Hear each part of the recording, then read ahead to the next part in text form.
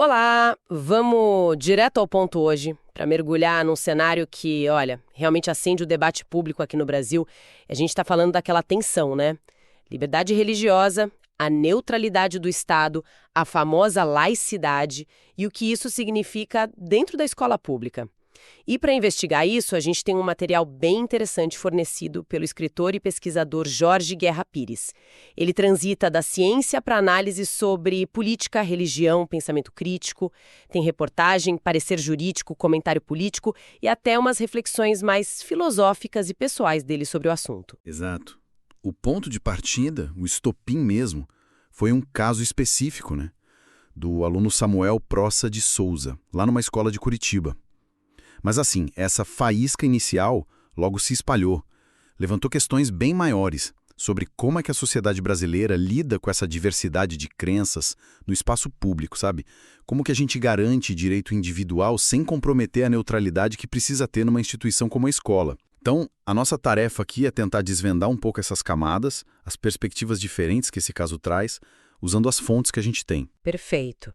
Então, vamos aos fatos iniciais. O começo de tudo. Lá no Colégio Estadual São Paulo Apóstolo, em Curitiba, o aluno Samuel Proça de Souza começou a fazer uns encontros com colegas, nos intervalos. E já aí, olha só, tem uma primeira diferença de interpretação. Os apoiadores dele falam em evangelização, tipo compartilhar a fé. Já a escola, num primeiro momento, parece que descreveu como uma conversa sobre escolhas na vida. Essa diferença já mostra que a coisa não é simples, né?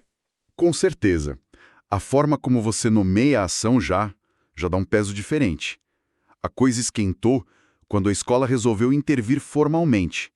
Pelas fontes, isso aconteceu depois que a direção notou o que eles chamaram de aglomeração de alunos e, um ponto-chave, depois que receberam reclamações de pais de outros estudantes. Isso levou a um registro oficial, aquela ata de ocorrência número 7.225, formalizou a questão dentro da escola. E qual foi a justificativa para essa intervenção? Que a direção da escola, o Juliano e o Márcio Roberto Lopes, o que eles alegaram para proibir os encontros? Bom, as fontes mostram duas justificativas principais. A primeira, e talvez a mais forte do ponto de vista legal, é o princípio da laicidade do Estado, né? A Constituição, a escola pública, sendo parte do Estado, tem esse dever de ser neutra, não pode nem privilegiar nem promover uma religião específica. A segunda justificativa parece mais, digamos, prática. A preocupação de evitar desconforto, constrangimento para os alunos que não eram da mesma fé ou que nem tinham crença, né? Faz sentido, né? Pensando na gestão da escola, em manter um ambiente tranquilo para todo mundo. Mas tinha um detalhe naquela ata que você falou antes. Sim, é interessante. A ata registra que, naquele primeiro momento, naquela conversa com a direção, tanto Samuel quanto a responsável por ele teriam concordado com a orientação, tipo, de parar com os encontros ali na escola. Claro, isso foi o registro inicial, né? A situação evoluiu bastante depois. E como evoluiu? Porque a reação de quem apoiava o Samuel foi uau imediata e muito forte, contestando justamente a decisão da escola. Eles não viram a coisa do mesmo jeito, né? Não mesmo. A reação foi barulhenta, organizada. O argumento central deles era que a proibição feria direitos fundamentais, lá do artigo 5º da Constituição. Liberdade religiosa e liberdade de expressão. Para eles, a escola não estava sendo neutra aplicando a laicidade. Estava, na verdade, violando esses direitos. E como eles responderam às preocupações da escola sobre a laicidade e esse tal desconforto? Eles foram diretos nos contra-argumentos. Primeiro, reforçaram os encontros eram voluntários. Só ia quem queria, sem pressão nenhuma. Segundo, defenderam a intenção como algo positivo, de levar esperança, compartilhar valores pela fé. E sobre o desconforto, a visão foi que, bom, isso é muito subjetivo, né? É frágil demais para limitar um direito constitucional tão importante. Entendi. A ideia de que o incômodo de alguns não pode simplesmente calar a liberdade de outros, seria isso? Exatamente. E mais, argumentaram que a escola deveria ser justamente o lugar onde se aprende a conviver com as diferenças, inclusive as religiosas. Não um lugar para ficar evitando o contato com o que é diferente ou que talvez incomode um pouco. E essa linha de raciocínio, olha só, apareceu em outros lugares também. Lá em Porto Alegre teve um caso parecido, e o vereador Hamilton Sosmaier usou argumentos bem na mesma linha, defendendo a liberdade de expressão religiosa nos intervalos. Interessante ver essa conexão. E as fontes que a gente tem, elas detalham as estratégias que usaram para defender o Samuel publicamente. Você mencionou um vídeo específico. Sim, tem uma análise do vídeo de um pastor Fernando Santos que é bem ilustrativa. A retônica dele é muito eficaz, sabe? Ele começa, por exemplo, sendo irônico com o nome da escola. Colégio Estadual São Paulo Apóstolo. Para quem ouve, ele cria um paradoxo, né? Como uma escola com o nome de um dos maiores missionários cristãos, o apóstolo Paulo, proíbe um jovem de fazer algo parecido com o que Paulo fazia, que era compartilhar a fé. É uma jogada inteligente, né? Usar o próprio nome da escola contra a decisão. Mesmo que legalmente o nome não mude a obrigação de laicidade, o impacto emocional e cultural é forte para quem tem essa referência. Precisamente. Do ponto de vista legal, o nome da escola é irrelevante para a questão da laicidade. Mas como comunicação, funciona. Sugere uma contradição, quase uma hipocrisia da instituição. O pastor, nesse vídeo, também levanta a questão do duplo padrão. Por que falar de futebol ou política pode, no intervalo, mas falar de religião não pode? Aí ele conecta isso com uma percepção de que a expressão religiosa está sendo cerceada e, de forma bem pragmática, com a necessidade de ter representação política, ele cita a bancada evangélica para defender esses direitos que eles sentem que estão ameaçados. E essa sensação de direitos ameaçados e a busca por defesa política não ficou só no discurso, né? O caso acabou gerando uma mobilização política bem concreta. Sim, e bem significativa. O vice-prefeito de Curitiba na época, o Paulo Eduardo Martins, que é uma figura conhecida no campo conservador, ele se encontrou com o Samuel, elogiou publicamente a coragem e fé do rapaz. E o ponto-chave aqui, ele ofereceu uma interpretação bem específica da laicidade. Para ele, a laicidade seria exatamente a garantia do exercício da liberdade religiosa, não a sua supressão. Essa definição é central para entender o embate todo. Uma leitura que vê a laicidade não como separação ou neutralidade que restringe, mas como um escudo que protege ativamente a manifestação religiosa. Outros políticos seguiram essa linha. Sim, sim. O deputado estadual Alexandre Amaro foi na mesma direção. Classificou a atitude da escola como inconstitucional, citando o artigo 5º. Ele até usou uma comparação bem polêmica, sabe? Sugerindo que a escola talvez tolerasse outras coisas, tipo o uso de maconha, mas proibia a evangelização. Independentemente se a comparação é real ou não, o objetivo da retórica era claro: pintar a proibição como uma injustiça enorme, talvez até perseguição religiosa. E essa articulação política foi além dos discursos, das redes sociais. Chegou a virar proposta de lei. Com certeza.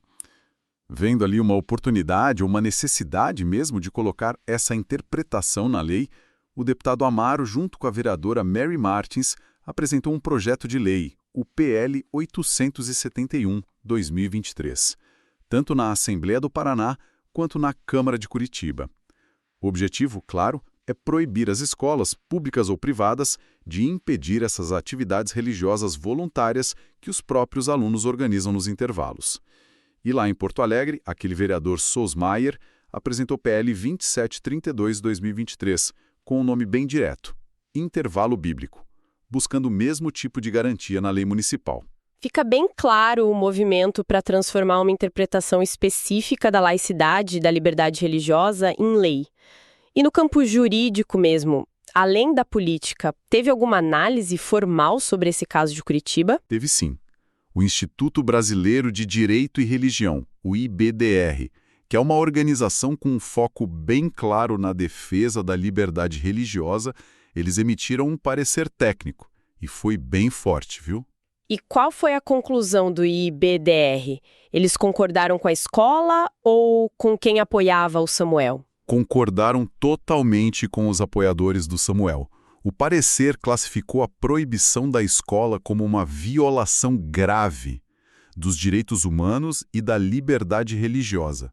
O argumento central deles é que essas atividades religiosas organizadas voluntariamente pelos alunos, sem usar dinheiro público, sem participação de funcionário em horário de trabalho, elas são manifestações legítimas de liberdade de crença e expressão, e são protegidas pela Constituição e por tratados internacionais. E como o IBDR lidou com o argumento da laicidade, que foi a principal justificativa da escola? Eles foram direto nesse ponto. E aqui entra uma distinção que é fundamental para o argumento deles. A diferença entre laicidade e laicismo. Para o IBDR, a laicidade, do jeito que está na Constituição, é algo positivo, é a neutralidade do Estado, que protege a liberdade de todas as crenças e das não crenças também, garantindo a convivência plural. Já o laicismo, para ele, seria uma ideologia que busca ativamente excluir a religião do espaço público, jogar ela só para o privado. Seria, na visão deles, uma distorção antirreligiosa da verdadeira laicidade. Entendi. Então, na visão do IBDR, a escola não estava sendo laica, mas sim laicista. Exatamente. A conclusão do parecer é essa. A escola aplicou a laicidade de um jeito errado, confundiu com laicismo, ao proibir uma expressão de fé, que era voluntária, pacífica. Ela teria transformado a laicidade numa ferramenta para restringir a religião e teria agido de forma discriminatória, porque vetou especificamente a conversa religiosa, enquanto outras interações, outros assuntos seriam permitidos. Então temos um quadro bem definido de um lado, a escola agindo com base numa interpretação da laicidade como neutralidade e proteção contra desconforto. Do outro, os apoiadores e o IBDR vendo isso como violação da liberdade religiosa e defendendo a laicidade como garantia dessa liberdade. Mas as fontes do Jorge Guerra Pires, que vem dessa perspectiva de pesquisa, de crítica, incluindo a análise dele em áudio e o ensaio sobre filosofia, elas oferecem um contraponto importante a essa narrativa focada na violação de direitos religiosos, não é? Correto. E é fundamental trazer essa outra visão para a gente ter o panorama completo que as fontes oferecem. Uma das fontes, um comentário em áudio do próprio Pires, critica diretamente o que ele considera uma narrativa patética de perseguição cristã no Brasil. Ele argumenta que essa narrativa meio que ignora a enorme liberdade religiosa que, de fato, existe aqui. A facilidade para abrir igreja, para pregar livremente, para conseguir isenção fiscal, coisas bem significativas. E essa fonte em áudio também levanta a questão da escola como um espaço que poderia ser de formação livre de pressões religiosas, E não um palco para proselitismo, mesmo que seja voluntário. Faz até uma comparação com aquele filme Deus Não Está Morto, criticando essa imagem do estudante cristão como herói num ambiente supostamente hostil. E menciona o uso estratégico de termos como cristofobia, bibliofobia. Exato. E ele adiciona uma camada pessoal também, relatando experiências dele do passado na escola pública, que envolviam imposição religiosa. Tipo, ter que rezar obrigatoriamente, ou aulas com conteúdo inadequado dadas por professores religiosos, gerando uma sensação de impotência no aluno, sabe? Isso ajuda a contextualizar a defesa de uma escola mais neutra, não só como um princípio legal, mas como uma proteção contra experiências negativas que as pessoas tiveram. E com essa visão crítica, que vem de experiências e observações do cenário brasileiro, se conecta com a filosofia, especificamente com Bertrand Russell, como o ensaio do Pires explora. A conexão é feita pela crítica à influência da religião na educação e no pensamento. O ensaio, que se baseia em obras do Russell como Por que não sou cristão, apresenta a visão do filósofo. Russell via a religião organizada, historicamente, muitas vezes como um freio para o progresso intelectual, para a autonomia moral. Ele defendia que a religião tende a substituir a razão pela fé, a curiosidade pela obediência. E muitas vezes usam o medo do pecado, do inferno, como ferramenta pedagógica. Qual seria, então, a alternativa que Russell propunha para a educação segundo esse ensaio? O ideal do Russell, conforme o Pires apresenta, seria uma educação secular, baseada na razão, na ciência, numa ética mais humanista e no desenvolvimento do pensamento crítico. Uma moralidade construída sobre a empatia, sobre entender as consequências dos atos, não sobre dogmas ou medo de castigo divino. O objetivo seria formar indivíduos autônomos, capazes de questionar. E qual a ponte que o ensaio faz entre essa filosofia, que já tem quase um século, e o debate de hoje no Brasil, como no caso do Samuel? O ensaio argumenta que essa crítica do Russell continua muito relevante aqui no Brasil, onde ainda existe uma conexão muito forte entre moralidade pública e preceitos religiosos, sabe? E onde existem movimentos para aumentar a influência religiosa na educação pública. Retomando pontos do áudio do Pires, essa perspectiva sugere que a reação contrária à religião na escola, que às vezes chamam de cristofobia, pode ser em parte uma resposta histórica, uma reação a séculos de imposição religiosa.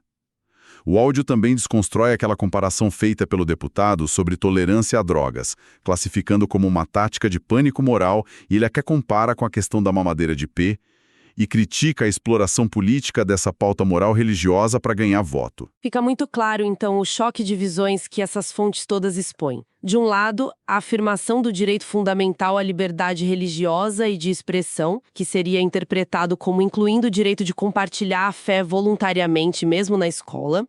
Do outro lado, o princípio da laicidade do Estado, interpretado como o dever da escola pública de garantir um ambiente totalmente neutro, livre de proselitismo para proteger todos os alunos, os que têm crença e os que não têm. E ainda tem essa camada crítica que questiona a própria ideia de influência religiosa na formação do pensamento. Exatamente. O nó da questão está na interpretação e na aplicação concreta da laicidade no dia a dia da escola. Ela é um escudo que deve proteger ativamente todas as manifestações, como defendem o IBDR e os apoiadores do Samuel, ou ela é uma barreira necessária para manter a neutralidade essencial do espaço público de educação, evitando proselitismo, evitando conflitos potenciais, como a escola argumentou inicialmente e como sugerem as críticas do Pires e do Russell, sobre misturar religião e educação. Não tem um consenso claro, sobre qual interpretação a mais correta ou a mais adequada para o nosso contexto aqui no Brasil. E essa dificuldade de interpretação talvez reflita um momento do próprio Brasil, como uma das fontes sugere. Um momento de aprender a lidar de forma mais madura, mais explícita, com uma diversidade religiosa que está crescendo. E com os desafios de tornar a laicidade algo realmente pluralista, não só uma formalidade na lei ou, o contrário, uma ferramenta para excluir. Sem dúvida. O aumento da diversidade religiosa e também a maior, assertividade de grupos minoritários ou até de grupos majoritários que se sentem ameaçados em reivindicar seus direitos, sua visibilidade no espaço público, isso inevitavelmente gera tensões, força a sociedade a renegociar esses limites, essas interpretações. O caso Samuel é um síntoma bem claro dessa dinâmica maior que a gente está vivendo. Bom, percorremos um caminho interessante hoje, hein? Começamos com um incidente específico do Samuel Proça de Souza, lá em Curitiba. Analisamos os argumentos dos dois lados sobre laicidade e liberdade religiosa. Vimos como isso gerou reações políticas, propostas de lei, aqueles PLs 871 e 273, e a análise jurídica do IBDR, com aquela distinção importante entre laicidade e laicismo. E, fundamentalmente, a gente integrou as perspectivas críticas que vieram das fontes do Jorge Guerra Pires, a análise pessoal dele, a reflexão filosófica via Bertrand Russell, que questionam a própria ideia de evangelização na escola e a influência religiosa na educação. E, no fim dessa exploração toda, confrontados com essas visões tão diferentes sobre o que é laicidade, qual o papel da religião na escola pública, as críticas filosóficas à educação baseada na fé e o próprio contexto histórico brasileiro de imposição versus liberdade religiosa, a gente fica com uma questão final, uma provocação que nasce justamente dessa complexidade toda que as fontes revelam. E qual seria essa provocação para a nossa reflexão final? Considerando essas divergências tão profundas, que vão da interpretação da lei até a filosofia da educação, como é que a sociedade brasileira pode, na prática, no chão da escola, no dia a dia, encontrar um equilíbrio que funcione? Como é que a gente pode, ao mesmo tempo, garantir a liberdade fundamental de consciência e expressão de cada um, incluindo a religiosa, que é inegavelmente importante para muita gente, e, ao mesmo tempo, construir e manter ambientes educacionais que sejam genuinamente neutros, inclusivos para todo mundo mesmo, e que, de fato, estimulem o pensamento crítico, a autonomia intelectual, especialmente quando convicções tão profundas e às vezes até excludentes entram em choque nesses espaços que são, por definição, de todos compartilhados. As fontes mostram bem, não tem resposta fácil nem universal. Fica a reflexão sobre como navegar essa tensão constante na prática.